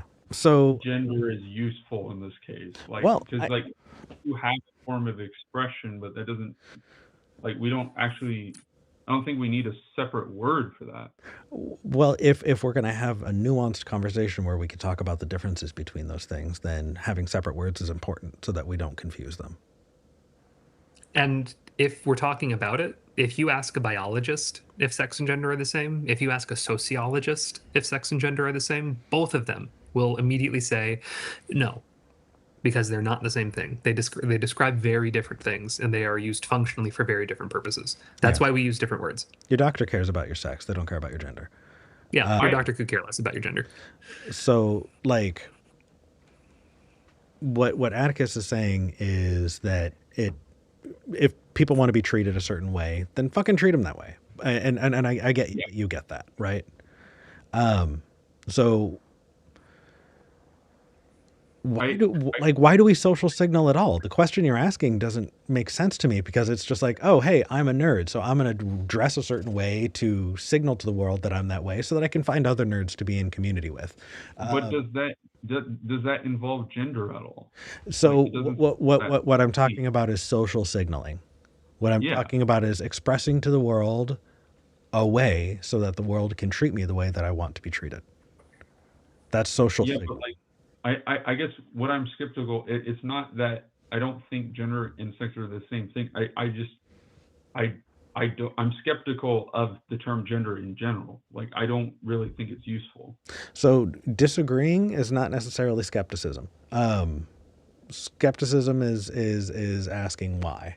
So why is it useful? Yeah, why is this term gender useful? Right. I think I actually explained that a little bit earlier. Yeah. Because I don't really identify with anything that has anything to do with manliness at all. Yeah. I've read in the news there have been plenty of times where women who look particularly masculine have been assaulted in bathrooms. They've been women their whole lives. They have a vagina, and they've been assaulted in bathrooms because they look too masculine. Right. Yeah. If you were around someone who was a woman and they looked really masculine, and you said, you know what, I'm just going to call you he from now on because really to me you're masculine enough to be called he. Is that cool to do? No, Why? because because she's she's not a she's not a man. She's still But to you, maybe she's tall and has very masculine features. So why not say he? because she's a woman. But if you didn't look in her panties, are you sure? I'm pretty sure I could tell, like without anything, like I love like this game because it's almost always wrong. I play this game all the time on like Blue Sky and Twitter, like the "We Can Always Tell" crowd, and they can almost never tell. Like I Yeah. don't do a good job at masking my biological sex because I don't care that much about it. I just want to feel pretty. I'm on HRT. Not that anybody needs to know, but I'm on estrogen. I have the same estrogen levels as a cis woman. I have my estrogen levels are a little bit higher than a cis woman. I am growing the same body parts that cis women have, and at some point I will look more or less like I'm way more feminine right now than I was a year ago when I started, and that will continue to change over the next 5 to 10 years until like my body just kind of decides, okay, this is what we look like when we're using those sex hormones. Um, and it's a wild time, but once people have kind of like once their bodies adapted to that, it's very difficult to tell. And I made the reference earlier to one of my really good friends. Uh, you they nobody clocks her Yeah. as a man on the street because she looks like a woman. You can't tell. So If you're social signaling that's what your brain perceives. It's really simple. if people are like doing a gut check, oh well, I think I can tell, so I'm just going to decide for everyone else. Do you think that's a very consistent or respectful way to operate in the world? no. So like I mean this I guess Like I know like people who me don't know their ass me from their elbows. I don't want them to decide for themselves what everyone's gender is. We could also talk yeah. about cancer patients, like women who are suffering through breast cancer who get a mastectomy. They don't have a chest. They may not have hair at the time. They may not look particularly feminine, but they're still women, and they're gonna need to piss, so they're gonna want to use the restroom. But if some Yahoo who So thinks this is a safety issue gets well, involved, he's well, gonna. we're not talking about safety right now. I know Joke is not taking the safety thing on as a point. He's So not. It's a side effect of why gender matters, and that's what he's asking. right. Thank you. I Gender matters apologize. because that too, because there's some Yahoo that's going to make it his business, and we need to just respect people when they say, "This is my position. This is Yeah. what I'm doing. This is what I'm performing." Your gender is what you present to the world. Unless you're walking around completely naked, what you're presenting to the world is your gender, not your sex. I guess I'd have to think about it more. No. Yeah, Also, but asterisk for Eric. I know some really pretty feminine trans women that have not taken any steps to transition, and even nude. They still look like women to me because that's what they're putting out. that's the way they want to be treated. That has to do with Yep. you respecting a person and knowing how they want to be treated and treating them that way. I think that's 201. That is 201. You're right. I think telling somebody, hey, if someone is socially signaling they want to be treated that way, then treat them that way. Like, why are you gatekeeping that? You know what I mean? Like, maybe I should turn that around, Joke. Why is this a problem for you?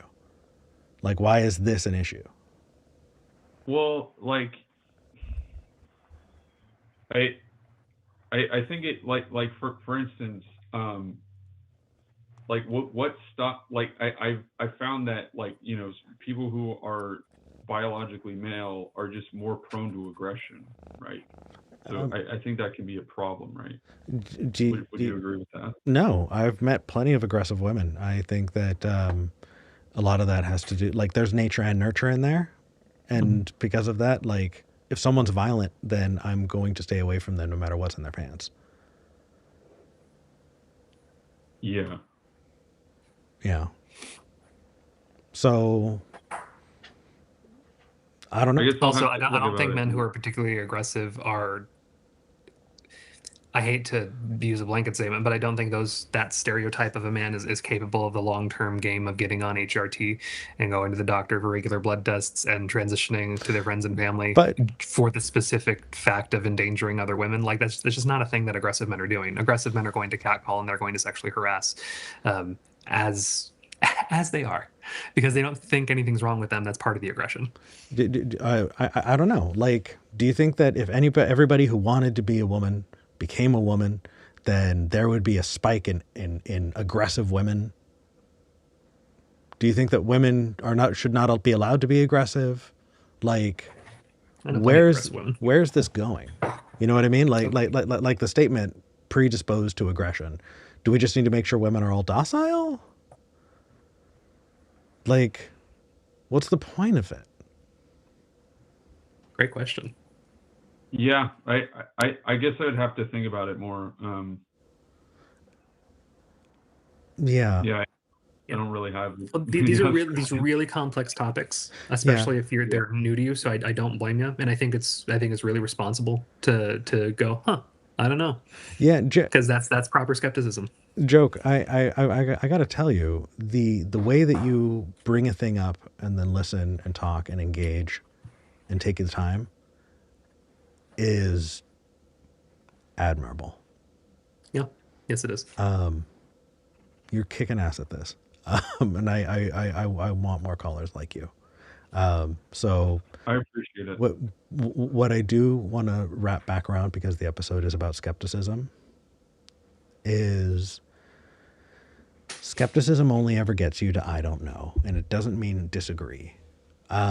And so I think that what we've practiced here isn't skepticism, it's just learning, you know? Yeah. To clarify, like, you know that the story of Socrates is that he was killed by the government. He was made to drink poison as a punishment for committing crimes. Yeah. Do you know what his crimes were? I don't. I think he like was specifically like. I don't remember specifically. No. Yeah, he was walking around asking, why is the system this way? Why do we do things the way that we do? And getting people to Yeah. wonder about the cultural baggage that was holding up the system around them. And the people in charge said, hey, you're corrupting the youth. You are going to be put to death for that. The why is really, really important because it can help us, open things up. But it's not practicing skepticism. After that, it's just about learning, you know? Yeah. So I definitely want to clarify that, what is skepticism? It's not disagreement. It's just, I don't know.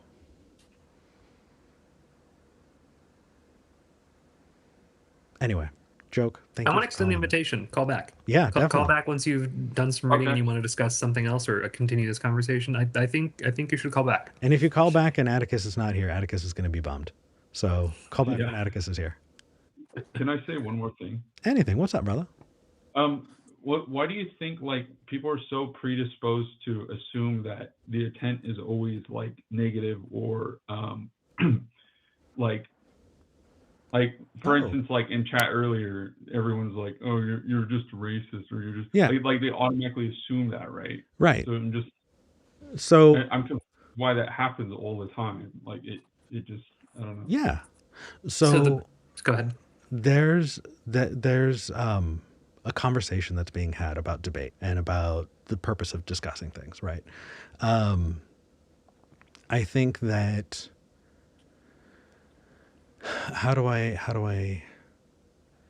let me give you an example that you might agree with me on and then back that into the answer, okay? Okay. So I want to say this was like late 90s. Was it the bell curve? When was the bell curve published? Don't know off the top of my head. Have you heard of the bell curve? by Charles Murray? Not really. I know kind of what a bell curve is, but not really like. 94. 94. So it was a book that basically cherry picked statistics and was trying to make a case that white people are genetically superior. And That's bullshit. I know, I'm serious. I'm serious. They were like, you know, black Oh my people. god, that's crazy. They were pointing at test scores and about at IQ tests and saying, hey, on average, you know, you can see that there is a racial disparity in these markers that we have for intelligence, right? And markers that we have for crime. That's why it's called the bell curve, right? You're looking at those averages. Yeah. So what that wound up doing is, after that, we wound up going, oh, hey, turns out we've got some racist ass fucking shit that we got to deal with, you know, and there are systems that are in place that we've got to fix. But what were people doing at the time when the bell curve came out? People were like, hey, we need to have the discussion about racial superiority. So if somebody said, I just want to talk about racial superiority, I want to talk about the bell curve, how much are you going to respectfully talk to those people? I mean, like, why wouldn't you respectfully talk to them though? Because implicit in what they're saying is the idea that you need to make the case to treat other people with kindness and respect, right? Like what they're saying is that black people or brown people are inferior, and that you need to make the case to convince them that they should treat black and brown people as equals. That's the implicit assumption when you deal with that. When you pick that up, what you're saying is that there is a case to be made to win so that you can win their support. If somebody thinks that a case needs to be made for human decency, they fuck them. Wait, why? Like, shouldn't we want them to No. be, like, more? No. We don't want them to be decent. So if somebody thinks that they need that human decency needs to be earned, I don't want to be in community with them. But like, shouldn't we try to like talk with them and convince them otherwise? There's an old saying that is, as if you approach a table of 9 Nazis and you sit down at that table, you're at a table with 10 Nazis. There are some people that are not worth conversing with, because they're not conducive to your community. Yeah, I think that what you're talking about is people who are questioning, right? You don't want to leave them out in the cold. Is that the worry there? Well, yeah. Also, but like, you know, if we just, you know, allow them to just like, we just ignore them, or like, you know, don't let them in, like, then their ideas are just going to spread underground instead of it being like combated. You know, funny thing, I thought that was the case too, and then I started doing YouTube stuff. And it's interesting the conversations people have about platforming, because it's true. I can tell you, did you ever watch the ACA shows or Talk Heathen? Yeah, I like Talk Heathen. It was pretty good. Do you remember the kerfuffle? No. No? I'm not familiar with the term, but maybe I know what you mean. Oh, okay. So this was 2018. We had there was a convention. A bunch of atheist YouTubers came down, and Steve, who has the channel Rationality Rules. I love that guy. Yeah, me too. He came down and he had done a video before coming to the United States about trans women in sports. Oh yeah, I remember that. Yeah. You got shit over that. Yeah. So what happened was I he came down, he'd made a really shitty video. I confronted him about it when I met him.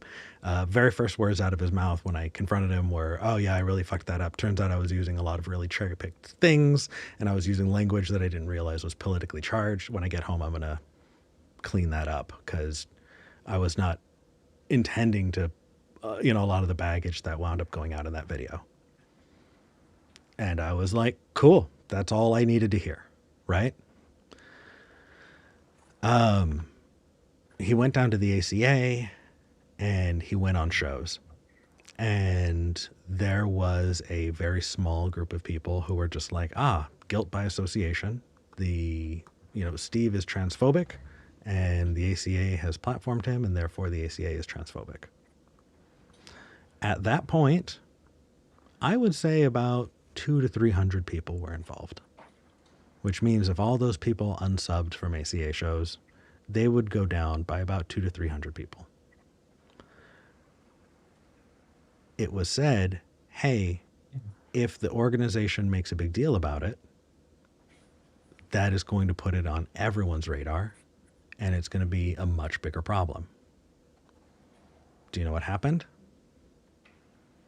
The board publicly made a big deal about it, and because of that, the ACA as an organization was fucking crucified.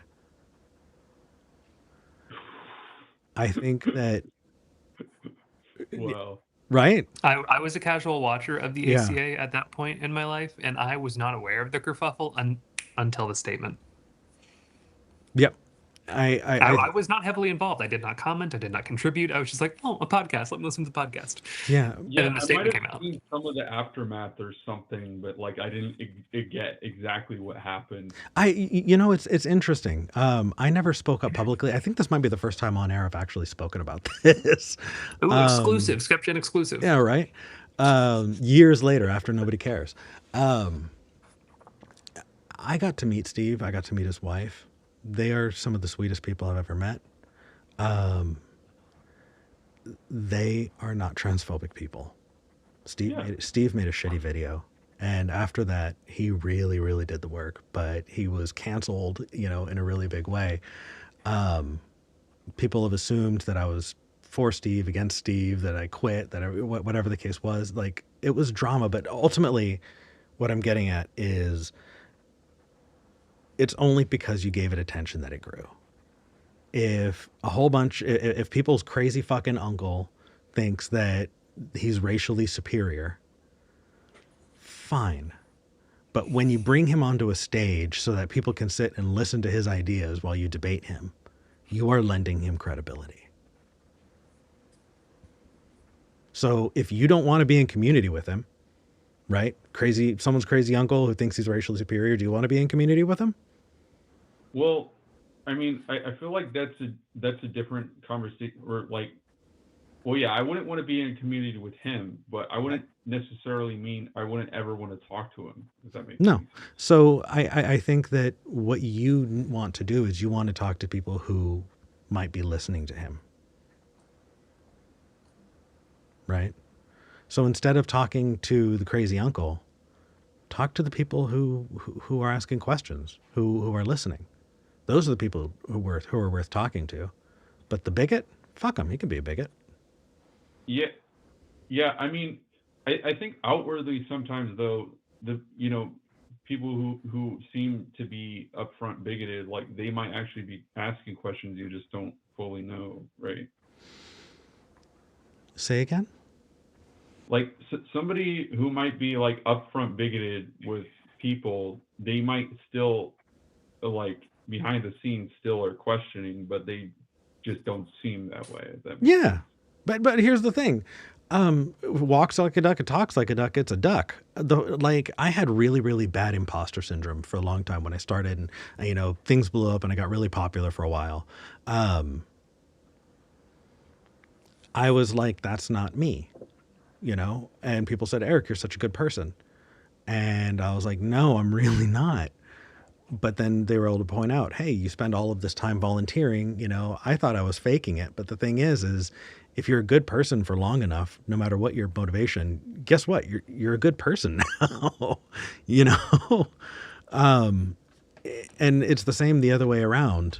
Like, I don't know people's internal monologue, but if someone's going to be an asshole, I'm going to treat them like an asshole. Yeah. And they deserve to be treated that way. Yeah. I like that's just how society works. I guess what I have a like problem with like personal example, right? My exes, the people that I was in a relationship with when I was in my early 20s, can be like, Eric is a bad partner. He's a bad boyfriend. And they have the right to say that because I was a shitty boyfriend. I was too. That's why I transitioned. Don't, you're going to confuse things, Atticus. Don't, you I'm stop it. sorry. You I'm stop just it. a troublemaker. So don't listen to Atticus, right? So joke. Like they have the right to say that because that's the me that they got. If someone is a bigot and they get called a bigot or they act like a bigot, like, yeah, no, that's what they should be called. Yeah. It doesn't I guess, it doesn't even mean that like things won't ever change, but the person who saw me as a bad boyfriend, they have the right to say I'm a bad boyfriend. If somebody is a bigot yesterday and they're not a bigot tomorrow, well, the people they were bigoted to yesterday can still call them a bigot because that's the experience they had.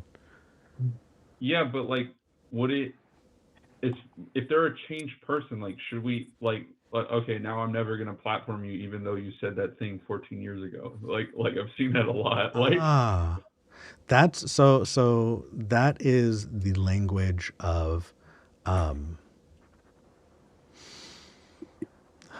not expulsion.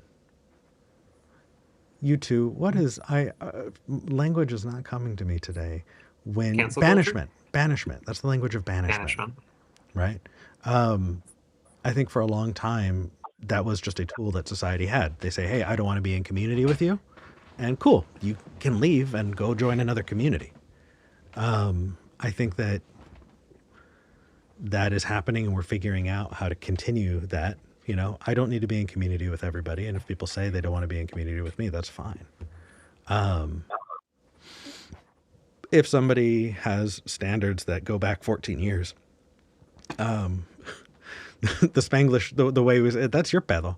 That's your fucking, like, you know, if someone's going to insist on canceling you for something you did 14 years ago, that's what they're going to do. Like, what? I guess I don't understand. Do you think that I'm saying we should cancel people who did bad things 14 years ago? no, like I'm saying, like, you know, some of these things can be like of course it seems like you guys are like, you know, talking about and using it in the proper like terminal in proper way, but I'm like I'm imagining a lot of people or thinking about a lot of people who do the extremes. So like they'll, you know, we're never going to platform this person ever again. We're never going to talk to this person ever again, even though their views currently have changed, even though, you know, they've publicly apologized, all Yeah. that kind of stuff. Or like, you know, witch hunts of people who ask questions, right? Well, Like, so some people ask questions because they want to. Do you remember earlier when I said that they're creating an environment where they think it's like you need to make a case for human decency? yeah, Yeah, that's not just asking questions. That's not a question that I'm going to take. And that's one that when you answer it, creates a scenario that you don't want. It's actually one of the reasons why I specifically try not to take or answer directly questions for people who are like, well, what do you do when a guy in a dress walks into a woman's room? It doesn't happen. It's fear mongering, and it puts trans people in a really dangerous space. That's why I don't answer it typically, because it's a make believe question that is kind of meant to make other people squirm, because nobody wants to be the person that says, "Oh, I'm fine with that. I'm fine with the big scary man going in a women's restroom and brutalizing women," because that's why I don't answer the question. Yeah. So they're I'm just asking questions, bro, kind of culture, and there are some questions that are not asked in good faith, and that's why. yeah. Like 2 episodes ago, we talked about it. projected their goal into it or whatever, right? Yeah, I think that there is a bad side of it as well. And that is, we also need to look at the fascist side. I do want to point that out. I don't care if we go over, right? But joke. So I'm sure that's going to get flagged for whatever, but like during the rise of Nazi Germany, there was a lot of talk of blood libel. Do you know what blood libel is? I'm not familiar with what that is No worries. specifically. Blood libel is they're eating babies, they're defiling Oh, women, they're like blood libel is an accusation that goes back a really long way. You know, before the Crusades, Muslims were accused of blood libel. yeah. Yeah, That's what elites are accused of today. that's what? Elites, like, Yeah. That's blood libel, right? yeah. The accusation of blood libel toward the Jewish community was growing. And people just wanted to have the conversation. They were just asking questions, and it kept getting brought up. And the accusations kept coming. And if you keep having that conversation, eventually people are going to look at that and go, oh, well, are the Jews evil? Well, I guess that's just your opinion. It softened the world up for a genocide. Yeah. I think that when people are talking about whether trans folks should be treated like humans. God damn, hold on a second. My cat just broke all my things. No! Sorry guys. Sorry for the audio. Joke. When people keep wanting to have the conversation about trans people being dangerous, what they're doing is they're softening the world up for a genocide. It's not just asking questions when you keep bringing it up, because what you're doing is you're softening up the topic.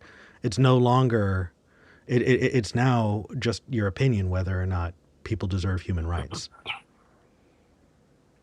Here's a I'm really not. good example, because I'm not sure a lot of people know this. When this whole conversation started, it started with what seemed to be a relatively innocent conversation about women's sports. Um, I love how big of fans everybody suddenly are about women's sports. I'm a little hesitant to believe them. However, since that conversation, would you believe that I am not legally allowed to leave the country? Wait, what do you mean? Yeah, so the Trump administration has made it so that anybody with a passport that does not match their birth certificate cannot leave the country. I can't get on a plane. I can't leave the country Or gender wise, yeah. for gender wise, because my passport um, has X on it. It's the third gender, the non-binary kind of gender, because I don't really look like a man and I don't quite look like a woman yet. But I chose X because that's how I prefer my gender expression. But because my driver's license says X, not only can I not get a passport now, so I can't travel internationally, but I can't get on a plane even if I did have a passport to leave the country. I can't leave the United States of America because the government will not let me. That's as of Um, October 6th. and this is we're now down the path where we're in the step of genocide, and the steps of genocide are not linear, and they are not they don't qualify as the steps of genocide only when the genocide happens, but how Yeah. you get to the actual violent part of genocide is you have to go through all of the rest of the steps first, and we're at the step where we're restricting the movement of trans people in this country, and that's terrifying. So we need to talk about this kind of stuff seriously. So when I'm just asking questions about women's sports, that's why people were so Jumpy. angry about it, Yeah. because it leads to this. Because now my Because rights are infringed. My rights, I don't have the same rights as I did a year ago. If the conversation is, hey, I want to talk about the difference between solipsism and stoicism and skepticism, I want to talk about my favorite, whatever ice cream flavor, great. But, oh, I want to talk about the inherent humanity of a group of people. Like that's a really weird area to just ask questions about. Like, Yeah. And that may have been why you were met with such pushback, because the people in the chat, they've already they know this already. They've had this conversation, so that when they're presented with someone who's just asking questions, who's a little confused, who disagrees about the premise, they get a little tense because they know where it leads. So our job here is to try our best to meet you where you're at, if you're engaging in good faith, yeah, and try to have that conversation with you, because Yeah. if we don't have that conversation, we don't point out where it leads, we end up with people like me who have less rights than you. and like us doing this on this show is not real life. Like, It's not. we're not neighbors. We're not hanging out, at a bar right now. The point in us taking these questions is so that people don't necessarily have to in their real lives. Yeah. The purpose of this show makes it so that you can ask that question. But being in community with others, like, just as a general rule, all human beings deserve respect and kindness, compassion, charity, and we'll be good. And if you're wondering about trans women in sports, I will tell you that I wrestled in high school. I weighed 145 pounds, and our rival city at the 145 pounds was the all-state champion, who was a girl, and she could whoop our asses.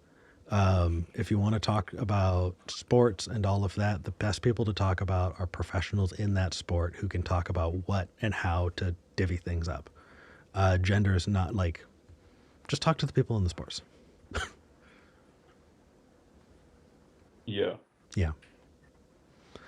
All right. Joke, I know we've had you on for a long time, but I really appreciate your call. Sorry for taking up everybody else's time. No, don't apologize. This was a good call. Yeah, this was a definitely. good call. That's good to know. Take care, Jake. Joke, sorry. Yeah, it was good. It was good talking with you both. Take care, brother. People were saying that that was a prank caller. I saw a really sweet human being there. I saw somebody that didn't have all the information and wanted to learn. Yeah. Where they go from here, where they go with that conversation is entirely up to them, and that's the scary part about learning. But It is. I think he has some humanity for what non-white people go through in this country now, and I think he has some humanity for what trans people are currently going through in this country right now. And I'm comfortable with the conversation that we had, and I think we did. I'm looking forward to his next call. I'm really curious to see where this goes. I agree. All right, so I think it's time to read some super chats. And I'm actually really, really excited about this. So let me get this dialed in really quick. If you want us to read your chat, we cannot necessarily do it on the show. But if you leave a super chat, you can make sure that we see what you're saying. So let me start here. This is Joshua Everett. Oh, I can't see it. I need to make it larger, and I'm still figuring it out. That's what I get for doing this live. That's okay. Joshua Everett said, I failed to exercise skepticism this morning. I toasted some bread, sat down to eat it, and got a mouthful of bread mold. Always check your bread. That's absolutely gross, Joshua. I'm so sorry. Next, we have John Klein. Nope, that's Joshua again. I apologize, you guys. See, Josh has eaten a lot of moldy bread. Joshua is. Why did it? Anyway, I'm gonna work this out. I really love this feature, and I'll figure it out. John Klein sent $5 and said, "Tap tap tap tap tap." People could hear it. It's gone now, but I wasn't the only one. And then Joshua Everett sent $5 again and said, "Cis men like myself don't have to engage with their own gender because the world is built for them." There's more. Society teaches that they are the only normal. Yeah. And it's something that you don't realize until you transition from a white man into a trans woman. Like, it's a very interesting experience. Yeah. Atticus, how can people find you? I am on TikTok as Atticus Things, things I like to talk about, and I'm on Blue Sky at atticuslynn.bluesky.social. Wonderful. LYNN. Thank you for joining me.